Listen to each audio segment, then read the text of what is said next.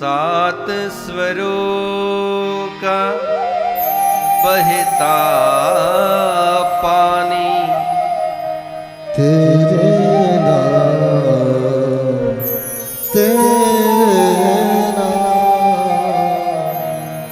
सात स्वरों का बहता पानी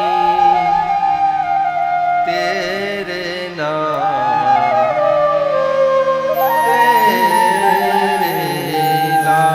आ संगीत वागे છે ને એમાં સા રે ગ મ પ ધ ની સા સાત પ્રકારના સ્વર આવે. એમાં જે સા છે ને એને સડજ કહેવાય, રે છે ને એને રેષભ કહેવાય, ગ છે એને ગંધાર કહેવાય,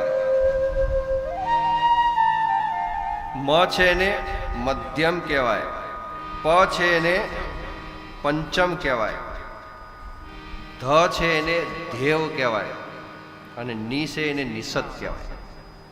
આ સા સ્વરો જે છે એની આ પ્રમાણેની રચના હોય છે.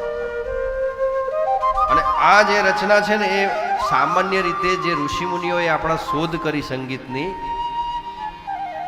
એમાંથી સડજ જે અક્ષર પહેલો સા છે ને મોર ઉપરથી લેવામાં આવ્યો છે. મોરનો જે અવાજ હોય ને એના ઉપરથી.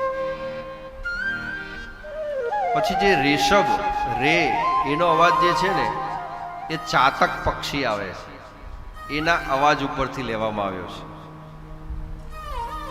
જે ગંધાર અવાજ છે એ બકરી ઉપરથી લેવામાં આવ્યું છે, જે બકરીનો સ્વર આવે ને એના ઉપરથી. અને મધ્યમ જે અવાજ છે એ ક્રોંચ નામનું એક પક્ષી આવે છે, જે એપલનો જેને ફોન હોય એની રિંગટોન જે ફેમસ છે એ ક્રોંચ પક્ષીના અવાજ ઉપર છે. અને જે પંચમ રાગ છે એ કોયલના અવાજ ઉપરથી લેવામાં આવ્યું છે. ધૈવત નામનો જે રાગ છે એ દેડકા ઉપરથી લેવામાં આવ્યો છે. અને નિષદ એ હાથીના અવાજ ઉપરથી લેવામાં આવ્યો છે. અને એવી રીતે આ સાત સ્વરોનો સંગમ કર્યો છે. એટલે જે વાગે ને એટલે સુંદર લાગે કે સાત સ્વરો કા બહેતા પાની તેરે નામ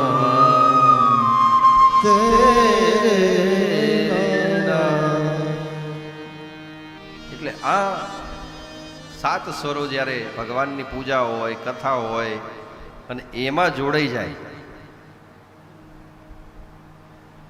એટલે સોનામાં સુગંધ ભળે એવું કામ થઈ જાય.